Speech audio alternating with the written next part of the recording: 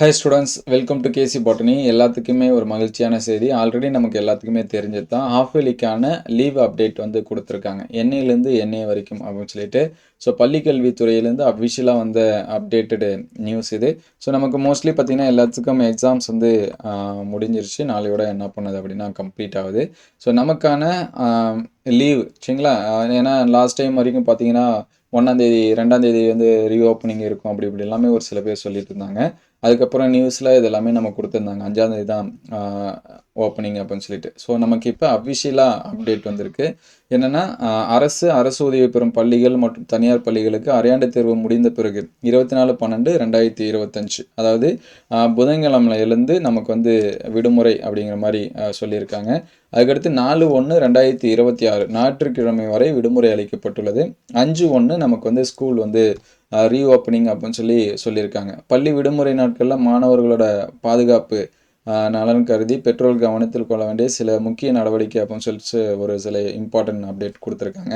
இது கூடவே மேலே பார்த்தீங்கன்னா அரையாண்டு விடுமுறை நாட்களில் மாணவர்களுக்கு சிறப்பு வகுப்புகள் நடத்த வேண்டாம் அப்படின்னு அனைத்து பள்ளி தலைமை ஆசிரியர்கள் கேட்டுக்கொள்ளப்படுகிறார்கள் அப்படின்னு சொல்லியிருக்காங்க. இது எந்தளவுக்கு பாசிபிளாக இருக்குன்னு தெரியல. மாணவர்கள் விடுமுறை நாட்களில் பார்த்தீங்கன்னா கடல், ஆறு, ஏரி, குளம் மற்றும் குட்டை போன்ற நீர்நிலைகளில் தயவு செஞ்சு போகாதீங்க அப்படின்னு சொல்லியிருக்காங்க. ஸோ என்னுடைய ரெக்வஸ்ட்டும் அதுதான் சரிங்களா. திடீர்னு மழை வர மாதிரி கூட இருக்கும். ஒரு சில ஸ்டூடெண்ட்ஸ் எல்லாமே லாஸ்ட் டைம்லாம் பார்த்திங்கன்னா இந்த மாதிரி ஹாஃப் இயர்லி லீவில் குவார்ட்டர்லி லீவ் எல்லாமே குளிக்க போகிறேன் இல்லை பசங்களோடு சேர்ந்து போகிறேன்னு சொல்லிட்டு நிறைய பேர் வந்து இறந்து போயிருக்காங்க சரிங்களா. அதனால் நீங்கள் தயவு செஞ்சு போகாதீங்க. அதுக்கடுத்து மாணவர்களின் வளர்ச்சிக்கு சமச்சீரான உணவு அளிப்பது அவசியம். இசை, நடனம், ஓவியம் இதில் ஆர்வம் இருக்கக்கூடிய மாணவர்களுக்கு அந்த வாய்ப்பு ஏற்படுத்தி தாங்க அப்படின்னு சொல்லியிருக்காங்க. இதெல்லாம் அதுக்கடுத்து பார்த்திங்கன்னா தாத்தா பாட்டி உள்ள வீடுகளில் சேர்ந்து உணவு அருந்த ஊக்குவிக்கவும், மேலும் பெரியோர்களை மதிக்கவும் அவர்களுக்கு உதவி செய்ய பழகுங்கள் இந்த மாதிரி சொல்லியிருக்காங்க.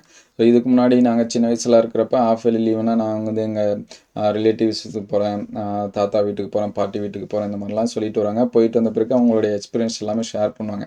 நாங்கள் இதை பண்ணோம் அதை பண்ணோம் இந்த மாதிரி விளையாண்டோம் அப்படின்னு சொல்லிட்டு. ஸோ இப்போ ரொம்ப அந்த இதெல்லாமே குறைஞ்சிட்டு வருது சரிங்களா.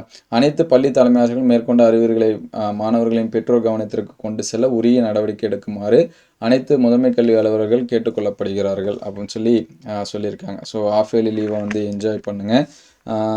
நமக்கு வந்து பார்த்திங்கன்னா இந்த டைம் கொஞ்சம் அதிகமாகவே கொடுத்துருக்காங்க சரிங்களா. ஏன்னா நமக்கு வந்து நியூ இயர் முடிஞ்சு ஃப்ரைடே இந்த மாதிரி ஓப்பனிங் வரதுனால அந்த ஃப்ரைடே அண்டு சாட்டர்டே இதுவும் வந்து சேர்த்து நமக்கு லீவ் கொடுத்துருக்காங்க. இதுக்கு முன்னாடிலாம் பார்த்திங்கன்னா 1ஆந்தேதி முடியுது அப்படின்னா 2ஆந்தேதி நமக்கு ஸ்கூல் ரீஓப்பனிங் இது எல்லாமே இருக்கும். ஸோ இந்த லீவை வந்து சேஃப்டியாக என்ன பண்ணுங்கள், என்ஜாய் பண்ணுங்கள். Thank you all.